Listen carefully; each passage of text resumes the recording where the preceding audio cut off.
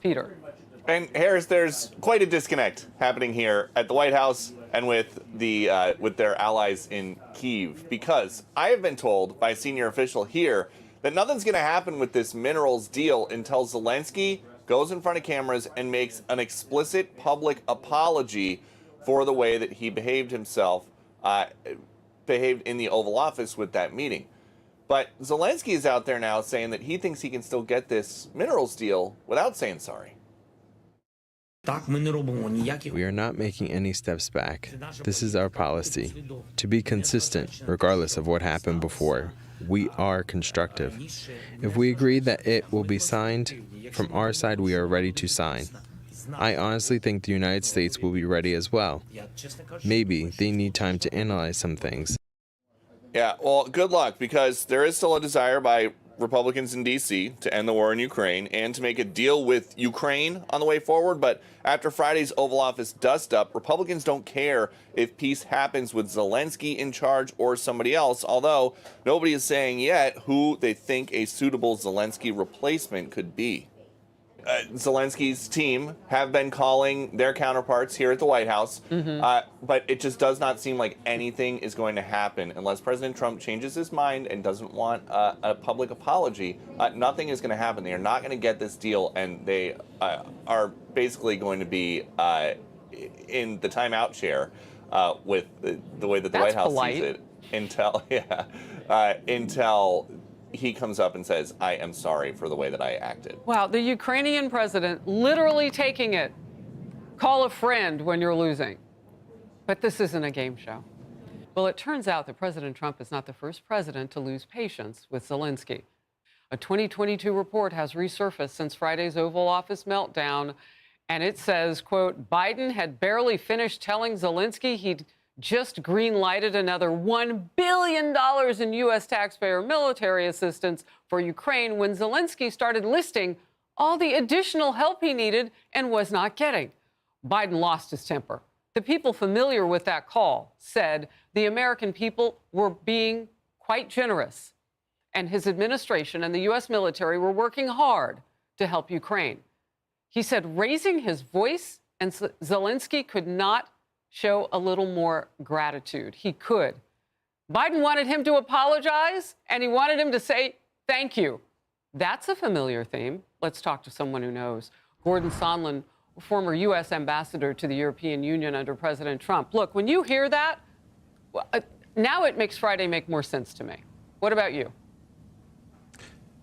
Well, no one's been a bigger supporter of Ukraine or President Zelensky, but I've got to tell you, Harris, he's really miscalculated this one in a big way.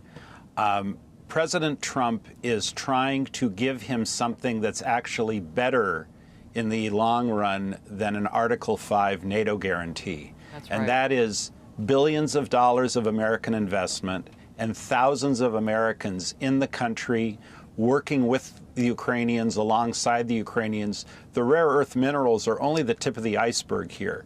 He's looking at a long-term major joint venture with the Ukrainians. And then he can look Putin in the eye and say, listen, the next time you take 1 inch of Ukraine, you're going to hurt an American. And now it's not a proxy war anymore. Now you're going directly against our interests, and you know what we'll do to you if you do that, which is a much better guarantee than this ephemeral NATO type of guarantee where you never know who's on first.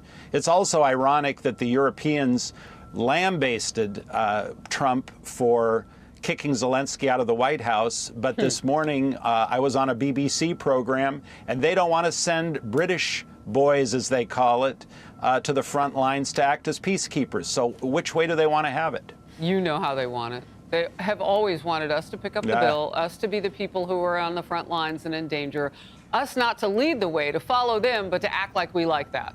That's a lot. Do you think that we get an apology from the president of Ukraine? A public apology?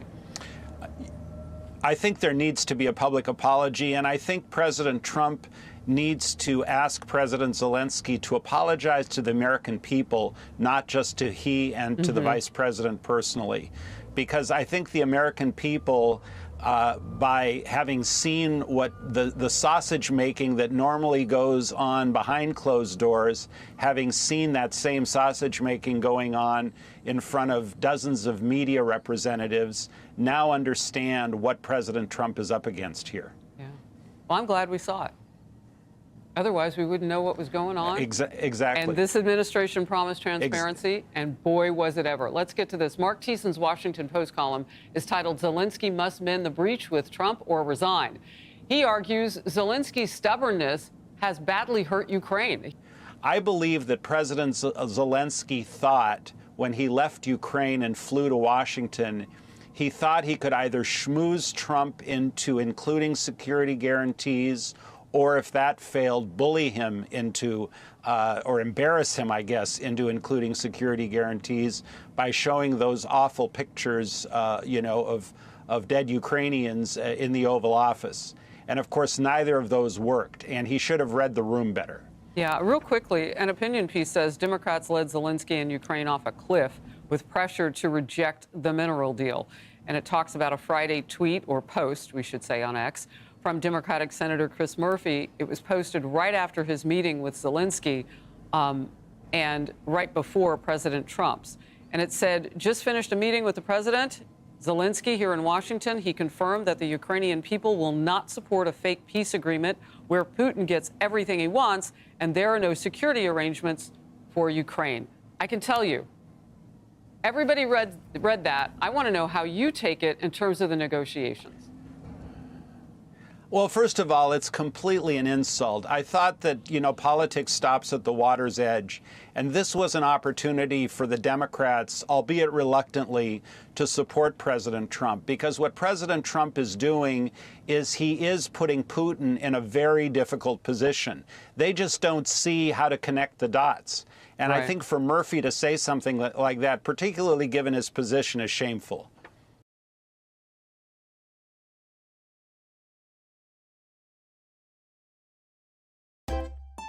If you enjoy this content, please consider subscribing to my channel to stay up to date with future videos. Thank you for watching.